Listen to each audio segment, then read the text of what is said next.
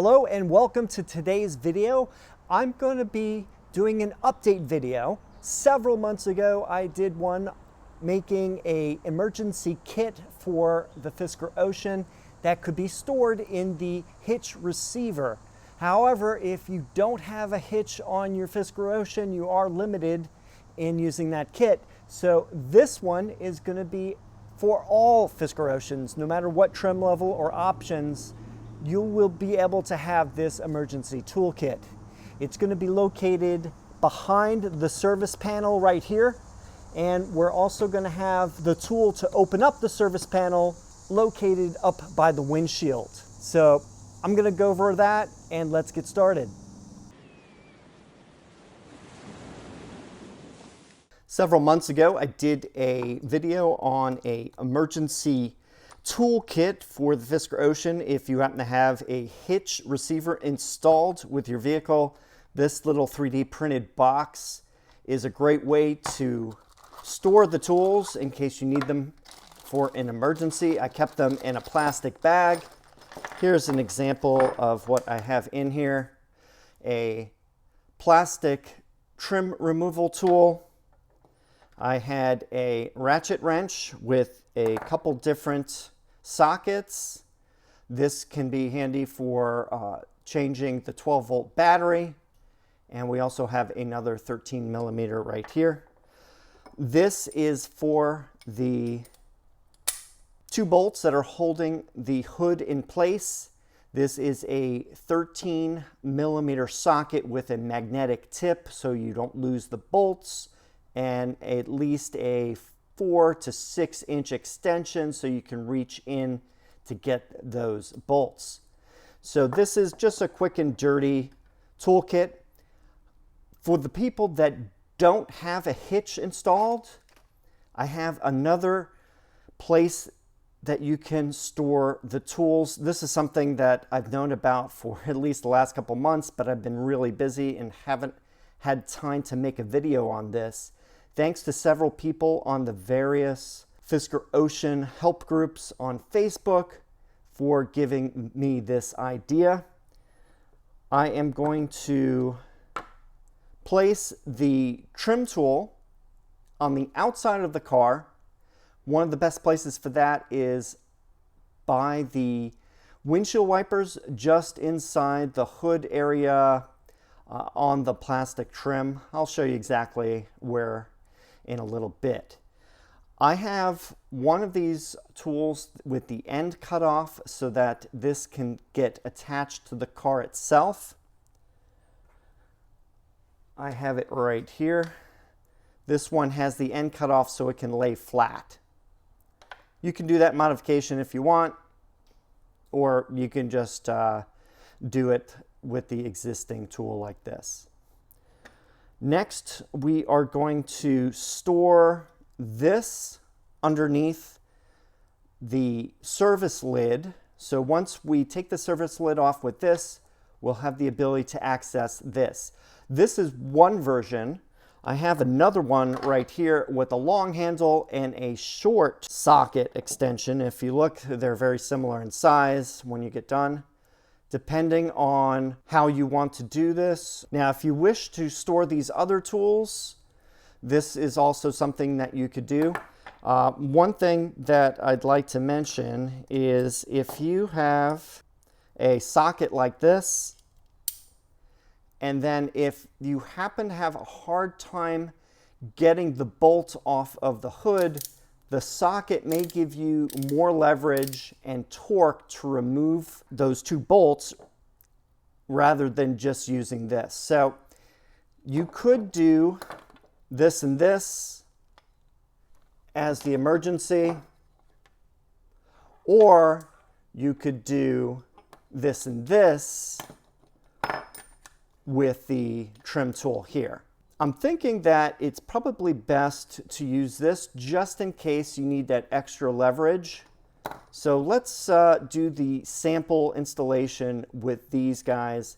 This would be very similar to install under the service panel. And let's get to the next part of this video. how to attach the items under the service lid. So you could use something like this, which is called gaffer tape, which is very similar to duct tape, except you don't have the issues of leaving residue when you remove it. I like using gaffer tape for a lot of different things on the vehicle and around the house. So you would just cut a section of this, and then you would attach the tools to that, to the service lid. So that's one thing you could do. Some other options are using zip ties to attach the tools.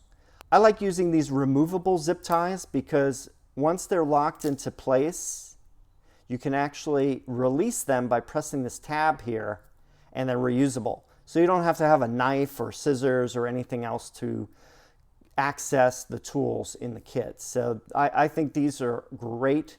I use these all around the house and on vehicles. So those are the two main ways of attaching things. You can use the gaffer tape or you can use zip ties. So let's get to the car itself and I'll show you what I mean. Here we are by the right side of the car where the wiper is. Here's the hood and fender. This black plastic area here is where I have the intention of adding the trim tool. So roughly in this area right here. Here's the trim tool that I'm going to be using today and the command strip.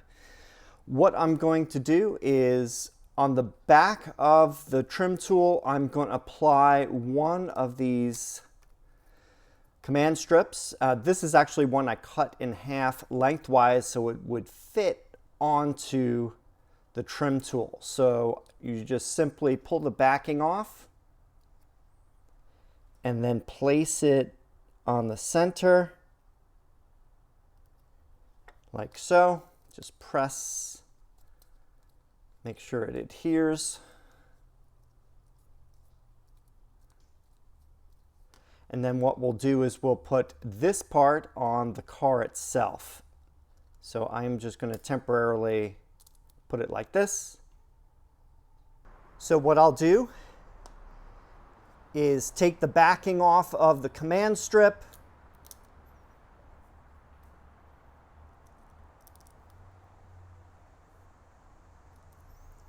And then I'm going to place it in this vicinity. I want it fairly close to the top of the fender so you don't see it. It's fairly hidden at that point. So let me do that right now.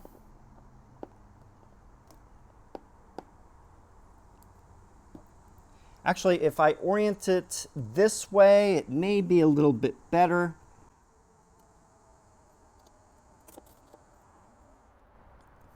So as you can see, it is now attached. This wire right here is for my battery tender, so that's also loose. I can pull that out for charging the 12 volt. So here we go. This is now installed. So if you want to use it, you would just pull on it like this, and it is now usable. And then when you want to put it back, you just put it over the existing command strip, and it will lock into place. Here's a view of the front of the car. Let me go around the wiper area. And then once you go way down low, you can see it right here. So it's a fairly discreet location that you can put this tool. Now we're in front of the car, and this is the service lid or service panel that I was talking about. And we're going to take our trim tool. I find it best to do it right in this area here. So just pull on this and then pull the corner, and it should start snapping out from the clips, and then carefully remove it. I'm going to take it over to my workshop and show you where to put the tools. Now I have the service panel with the top part, which is this little indented part right here, is where the ocean lighting is. So this is the bottom of the panel. The center area here seems to provide enough space to put the tools. So I'm thinking of putting it like this and like this.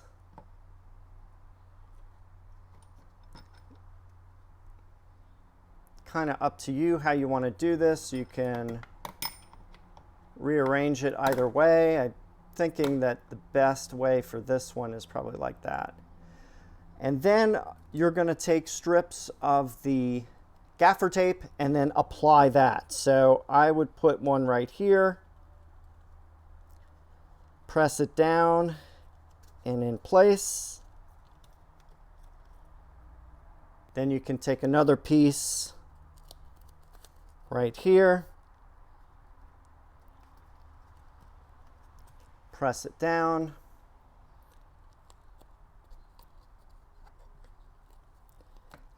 If you want to make this a little tidier, I may trim this piece right here so it fits in a little better.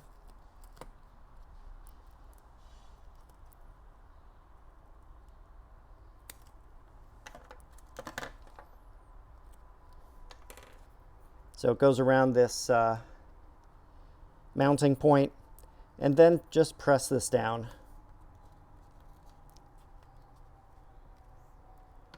Doesn't have to be perfect because this here is for just to keep this in place when this is installed on the car.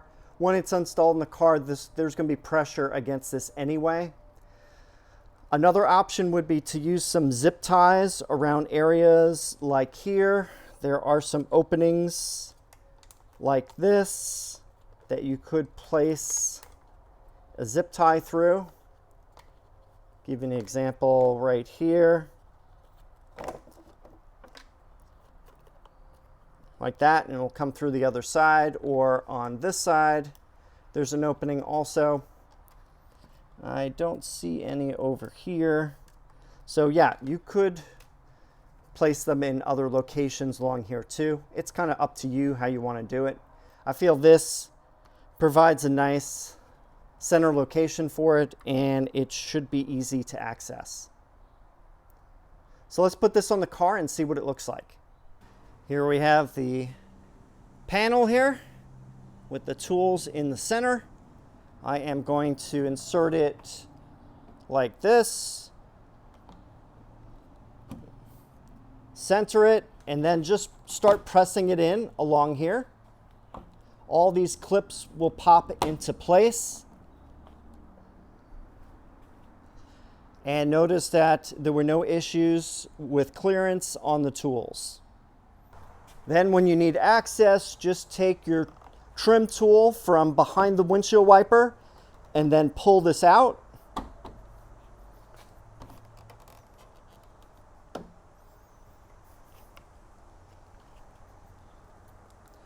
Loosen the tape and then take your tools. Here is the jump starter that I am using. It has a battery pack. You can charge it up probably every couple months or so with a USB-C cable, and you will connect the jumper cables to the end of it right here. There's a port, and then that gets inserted. Then you will connect these to the battery and a grounding point. I have another video that's specifically for jump starting. So if you look in the upper right corner of this video, press that and you'll go straight to that video. So what I'm going to do is, I don't have a fancy storage bag for this one, so I am just going to keep it in a Ziploc bag. And then I am going to put in the jumper cables next to it. And since this is fairly flat, this should take up hardly any space at all in the vehicle. And you want to have this accessible on the inside, because if you have a problem with the 12-volt battery, you can get the hood open, but if you store this inside your car, you're not going to be able to get it. So you want it to be in an accessible location.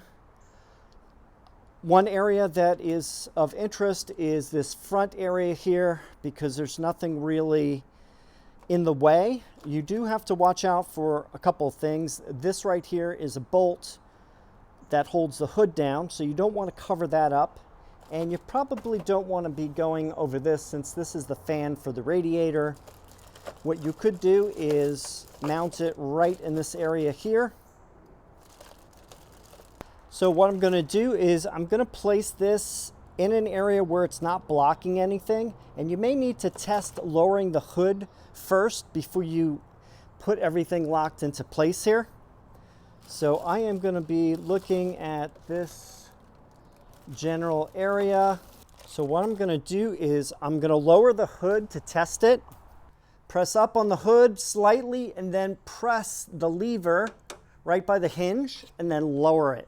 And what we're going to want to make sure is that this closes all the way down and doesn't have any obstructions. And as you can see, it is closing fine. It is fully closed. So what I'm going to do is I'm going to open it right back up. Make sure you have it click. And since this is a good area, I have my zip ties ready. I'm going to be using these reusable zip ties. I like them because they have little tabs on them and you can adjust them and you can take them off completely and use them over again. You don't need a knife or scissors to cut this open for access. So I am now going to look for a place to attach. There is a good location right here. So if I move this out of the way, you'll see this little opening here. You can put the zip tie through here.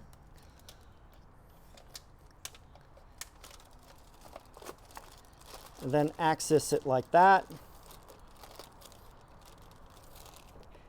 Pull it through the other side and then cinch it. And just to be extra safe, you can use one more here. I found another location I can use right here.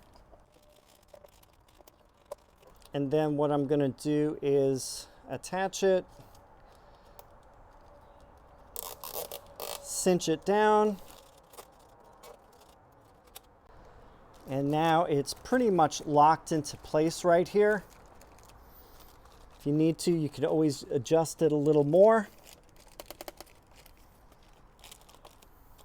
And then when you do need to use this, you just press the little tabs here. These pop off, and then you got your battery jumper right here and easily accessible when you open the hood. To lower the hood, I need to press up on it a little bit to take the tension off. And then I need to press the lever, and then I can lower it.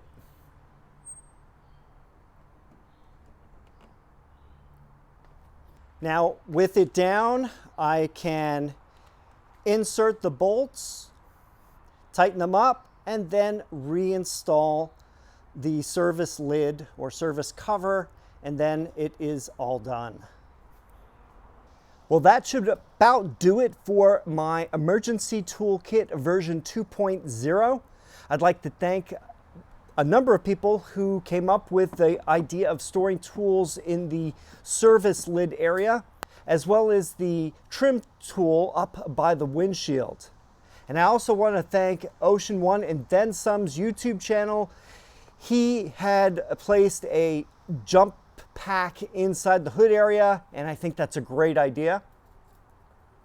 I think this toolkit will be very useful for owners since we're going to have to be more responsible for our vehicles.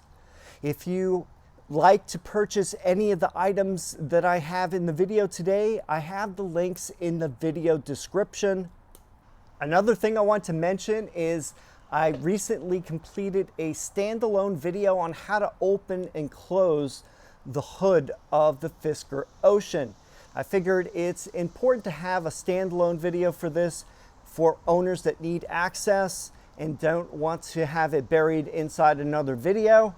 So if you want more detailed information on this process and the tools that are needed, especially the torque for tightening the bolts, please see the video. It's in the upper right corner of the screen. If you have any questions or comments, please leave them down below. Thanks for watching, and I will see you in the next video.